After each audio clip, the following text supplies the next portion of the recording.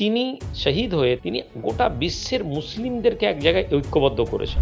একজন religious leader যে politically একটা এক্সট্রিম জায়গায় বসে দীর্ঘদিন রাষ্ট্র পরিচালনা করতে পারেন, আয়াতুল্লাহ আলী খামেনি তার একটা দৃষ্টান্ত। আমাদের দেশের লোকেদেরকে যারা এটা মনে করেন যে ধর্মীয় গুরু যারা তারা রাজনীতি থাকবেন না, তারা আয়াতুল্লাহ আলী খামেনিকে দেখলে বুঝতে পারবেন যে ধর্ম এবং রাজনীতি আলাদা জায়গা না। বিগত 50 বছরে মুসলিম শিয়া সুন্নিরা এত কাছে এসেছে, এরকম কিন্তু বিরল দৃষ্টান্ত। ইরান এখন যা করছে আমেরিকাকে চ্যালেঞ্জিং অ্যান্সার দেওয়ার জন্য। তুমি যা বলছো আমি তোমার উল্টোটা করবো। সৌদি আরব, মিডল ইস্টে সবাই বোরখা পরে আছে, সবাই টুপি দিয়ে আছে, মাথায় জুব্বা পরে আছে। আমেরিকা তো ওদেরকে নিয়ে কোনো অবজেকশন নেই। ইরানে আছে কেন? কেন না মাথায় টুপি দেওয়া বা বোরখা পরাটা প্রবলেম নেই। প্রবলেম হচ্ছে যে তুমি যদি ন্যায় কথা বলো, তুমি আমার সাথে জুড়ে যাও, আমার সাথে পাওয়ার থাকো, আমি যেটাকে ন্যায় বলবো না, আমি যদি ইস্টকে ওয়েস্ট বলি তোমাকে বলতে হবে ওটাই সত্য। পশ্চিমা মিডিয়া তথা যারা সেকুলারিজমের গল্প শোনায়, যারা সবার সমান অধিকারের গল্প করে, তারা এটা প্রমাণ করে দিল যে আসলে এসব কিছুই নেই, যা আছে ক্ষমতার লড়াই। ইরান একটা এক্সট্রাঅর্ডিনারি দেশ এবং যারা গোটা বিশ্বের মুসলিমদেরকে শিক্ষা দিচ্ছে। আমি এটুকু মনে করি, আমরা আশা করব যে এরকম ধরনের লিডার গোটা বিশ্বে তৈরি হন। সরকারি হস্তক্ষেপে আমাদের ফেসবুক পেজটি বন্ধ করে দেওয়া হচ্ছে। আমাদের সমস্ত খবরাখবর ইউটিউব চ্যানেলে প্রকাশিত হচ্ছে।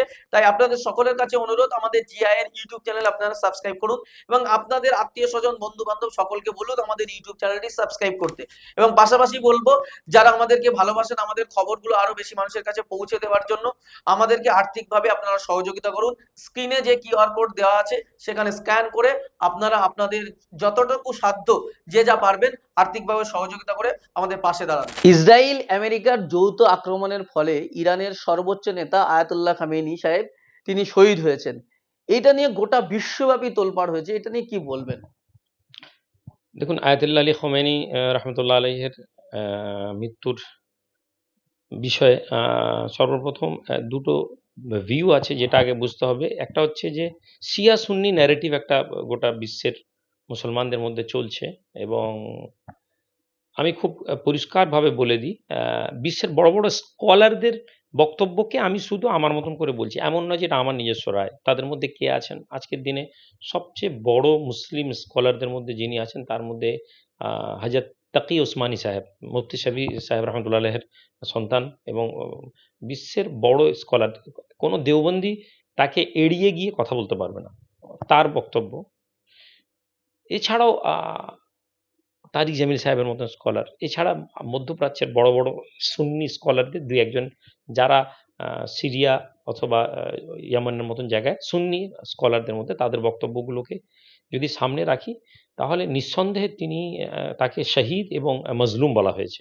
ইরানের তার মৃত্যু যেভাবে হয়েছে, এটা অবশ্যই অবশ্যই অবশ্যই এটা একটা ঘৃণিত, এবং পশ্চিমা মিডিয়া তথা যারা সেকুলারিজমের গল্প শোনায়, যারা সবার সমান অধিকারের গল্প করে, তারা এটা প্রমাণ করে দিল যে আসলে এসব কিছুই নেই, যা আছে ক্ষমতার লড়াই। আমার ক্ষমতা থাকলে নিয়ম আমার, জোর যার মুলুক তার, একটা বাংলা কথা আছে।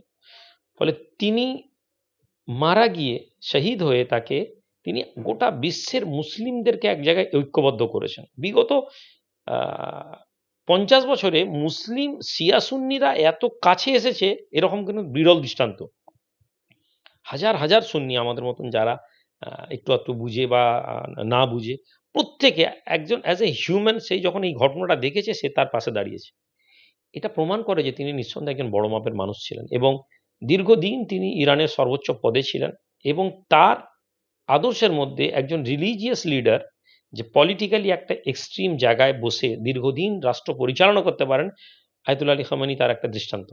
আমি এটা আমাদের দেশের লোকেদেরকে যারা এটা মনে করেন যে ধর্মীয় গুরু যারা তারা রাজনীতি থাকবেন না, তারা আয়াতুল্লাহ আলী খামেনিকে দেখলে বুঝতে পারবেন যে ধর্ম এবং রাজনীতি আলাদা জায়গা না।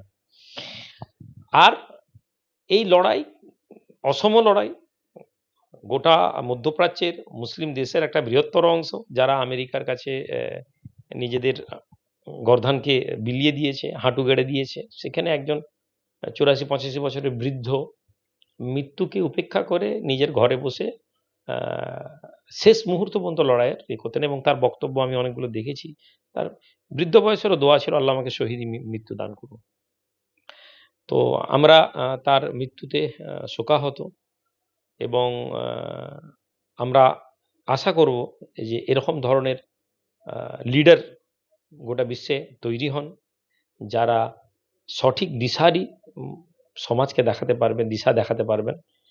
এইটা আমরা একটা বিষয় যেটা দেখছি, যার পর থেকে লাগাতার পাল্টা আক্রমণ করেছিল ইরান, এবং এখনো পর্যন্ত 10 দিন হয়ে গেল ইসরায়েল এবং আমেরিকা যৌথভাবে ইরানের উপর আক্রমণ চালাচ্ছে, এবং ইরান প্রত্যেকটা আক্রমণ প্রতিহত করছে এবং পাল্টা তাদের আক্রমণের জবাবও দিচ্ছে। এই যে পশ্চিমা বিশ্বের সবচেয়ে বড় দেশ আমেরিকা গোটা বিশ্বের মোড়ল বলে দাবি করেন, এবং তার সঙ্গে ইসরায়েল, যারা তাদের সঙ্গে লড়াই করার মতো হিম্মত ইরান যে দেখাচ্ছে, এটা কিভাবে দেখছেন? না আসলে ওই যে বললাম না, অসম লড়াই ছিল, প্রতিহত হয়তো করতে পারেনি ইরান। আমি যেটুকুন জানি বা যেটুকুন খবরে দেখছি, ইরানের প্রচুর ক্ষতি হয়েছে, প্রচুর ধ্বংস হয়েছে, এবং ইরান যেটা করিয়ে দেখিয়েছে, আমেরিকা বা ইসরায়েলের একটা বেলুন ছিল, এই যে অ্যাডভার্টাইজের বেলুন, থার আছে, ডিফেন্স সিস্টেম আছে, এই এয়ার মিসাইল আছে, এই আছে ওই আছে, করে করে যেটা ইরান ধ্বংস করিতে পেরেছে। এবং এইটা প্রমাণ করে যে তারা যতটা কাজ করে তার থেকে বেশি তারা বক্তব্য রাখে। এবং ইরানের এই বিজয়ের পিছনে আমি মনে করি দুটো সাহায্য আছে। একটা হচ্ছে তাদের ঐতিহাসিকভাবে তারা খুবই দৃঢ়চেতা। বোম পড়ছে, আমি কিছুদিন আগে একটা ফেসবুকে একটা ভিডিও এসেছিল, বোম পড়ছে, সেখানে তারা তকবির দিচ্ছে দাঁড়িয়ে দাঁড়িয়ে, যেখানে অন্য ইসরায়েলের ছবি সাইরেন বাজলে তারা ইঁদুরের মতন ছুটে পালানোর জায়গা পায়নি। তো এই মানসিকতাই আপনাকে এগিয়ে নিয়ে যায়। ইরানের এই লড়াই মনের লড়াই, ইরানের এই লড়াই অস্তিত্ব লড়াই। ফলে তারা আমেরিকাকে প্রমাণ করেছে, আমেরিকার যে গোটা বিশ্বের প্রথম মোড়ল বলুন বা দাদা বলুন, এই থিম তারা ভেঙে দিয়েছে। তারা মনে করেছিল যে 2-3 দিনের মধ্যে দখল করে নেবে। এখন ইরান এই লড়াইটাকে লং টার্ম নিয়ে যাওয়ার পরিকল্পনা করছে। আমেরিকা চাইছে সিজফায়ার হয়ে যাক, কিন্তু তারা পাল্টা আক্রমণ করছে। যেখানে আমেরিকা যেভাবে আক্রমণ করছে, ইসরায়েল যেভাবে আক্রমণ করছে, পাল্টা আক্রমণ তারা করছে। একটা নতুন সর্বোচ্চ নেতা হিসাবে মোস্তফা খামেনিকে ওখানকার যারা সিলেক্টর ছিলেন বা যারা আলোচক ছিলেন, তারা কিন্তু সিদ্ধান্ত নিয়ে সর্বোচ্চ নেতা হিসাবে মোস্তফা খামেনিকে নতুন করে তারা সর্বোচ্চ নেতা হিসাবে সিলমোহর দিয়েছেন। এই যে খামেনি সাহেবেরই পুত্র, তাকে সিলমোহর দেওয়া হয়েছে, এইটা নিয়ে কি বলবেন, যে নতুন সর্বোচ্চ নেতা কয়েকদিনের মধ্যে তারা সিদ্ধান্ত নিয়ে ফেলেছেন ইরানের মতো দেশ? এটা আসলে না, এটা আমার তো এতটা ডেপথে গিয়ে ডিসকাস করার মতন জায়গা নেই আমাদের। কিন্তু বিষয়টা হচ্ছে যে ওখানে এটা ওটা ওরা প্রথম এটা রিজিমটা, ওদের সিস্টেমটা ওরা চেঞ্জ করলো, যে মানে খামেনি সাহেবের পুত্র এসে আবার মুস্তফা সাহেব এসে পাওয়ারে। এর আগের যে দুজন আয়াতুল্লাহ ছিলেন, সর্বোচ্চ সুপ্রিম লিডার ছিলেন, তারা কিন্তু কেউ রক্তের সম্পর্ক ছিলেননি। বাট এখন এমন একটা পরিবেশ তৈরি হয়েছে, শোনা গেছে যে উনি অরিজিনালি উনি খুব ইন্টেলেকচুয়াল লোক, এবং তার পিতারই উত্তরাধিকারী। এবং ইরান এখন এমন একটা জায়গায় টালমাটাল হয়ে আছে। আমেরিকা বলেছে খামেনি সাহেবের পুত্রকে মেনে নেওয়া যাবে না। ফলে কি হচ্ছে, আমেরিকা বলেছিল, তো ইরানের জন্য একটা চ্যালেঞ্জ ছিল। ফলে ইরান এখন যা করছে আমেরিকাকে চ্যালেঞ্জিং অ্যান্সার দেওয়ার জন্য, তুমি যা বলছো আমি তোমার উল্টোটা করবো। ফলে যেহেতু মুস্তফা সাহেবকে তারা মেনে নেবেনি বলে দিয়েছিল, ট্রাম্প বলেছিল যে আমরা চাই আমাদের মতন করে, ফলে এটা পাল্টা তারা একটা কাউন্টার করে বসিয়েছে। এবং জনসমর্থন আপনি যদি দেখেন, তার জনসমর্থনে যেভাবে লক্ষ লক্ষ লোক গোটা ইরান থেকে বেরোচ্ছে, এটা প্রমাণ করে যে তার প্রতি আস্থা মানুষের আছে। কারণ মানুষকে ঘর থেকে বার করাটা সম্ভব নয়, কিন্তু তারা বেরিয়ে তাদের সুপ্রিম লিডারকে সমর্থন দিয়েছে। এবং ওদের একটা কৌমে একটা জায়গা আছে, একটা মসজিদ আছে, যেখানে ওরা ওখানে বায়াত নেয়, এরকম একটা পদ্ধতি আছে।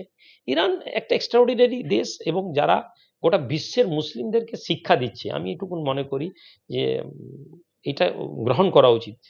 এবং আমরা যেটা সংবাদ মাধ্যমে মাধ্যমে পাচ্ছি, সেটা হচ্ছে ইরানের যিনি নতুন সর্বোচ্চ নেতা হয়েছেন মোস্তফা খামেনি, তিনি হচ্ছেন ধর্মীয় সুশাসনে কঠোর, এবং তার পাশাপাশি রাজনৈতিক তার দক্ষতা অনেক বেশি উচ্চ রয়েছে বলে বিভিন্ন সংবাদ মাধ্যমে সেগুলো পরিবেশন হচ্ছে। হ্যাঁ, হ্যাঁ, আমি ওটা এখনই বললাম তো, একদম উনি খুবই ডিপ্লোম্যাটিক্যালি উনি খুব স্ট্রং। আমেরিকা যখন উনি পাওয়ারে ছিলেন না, তখন আমেরিকা ওনার প্রোটেস্ট করতো। উনি যে টেবিলে বসতেন নেগোসিয়েশন, ও খুব মাস্টার লোক। ওনার ব্যাপারে বলা হয়েছে, এবং খুব আধুনিক মনস্ক। উনি এমন নয় যে রিলিজিয়াসে কঠিন। এইটা না ইউরোপ বা পশ্চিমা মিডিয়া বা আমাদের ভারতবর্ষে এই ন্যারেটিভটা চালানো হয় যে একজন ধর্মীয় লোক উদার নয়, মাথায় টুপি দিয়ে আসে, মানে ওকে ও রাজনীতির কি বুঝে। এই জায়গাটাতেই একটা জায়গা যেটা ইরান তৈরি করেছে। সৌদি আরব, মিডল ইস্টে সবাই বোরখা পরে আছে, সবাই টুপি দিয়ে আছে, মাথায় জুব্বা পরে আছে। আমেরিকা তো ওদেরকে নিয়ে কোনো অবজেকশন নেই, ইরানে আছে। কেন না মাথায় টুপি দেওয়া বা বোরখা পরাটা প্রবলেম নেই। প্রবলেম হচ্ছে যে তুমি যদি ন্যায় কথা বলো, তুমি আমার সাথে জুড়ে যাও, আমার সাথে পাওয়ারে থাকো, আমি যেটাকে ন্যায় বলবো না, আমি যদি ইস্টকে ওয়েস্ট বলি তোমাকে বলতে হবে ওটাই সত্য। ইরান এখান থেকে ব্যতিক্রমী, যে জায়গাটায় দাঁড়িয়ে মুস্তাফা সাহেব এবং একটা ভয়ঙ্কর মিসাইলও ছেড়েছে তাকে করার পরে। এটা একটা সাইন আমেরিকার জন্য এবং ইসরায়েলের জন্য যে লড়াইটা তারা একটা লম্বা জায়গায় নিয়ে যেতে চাইছে।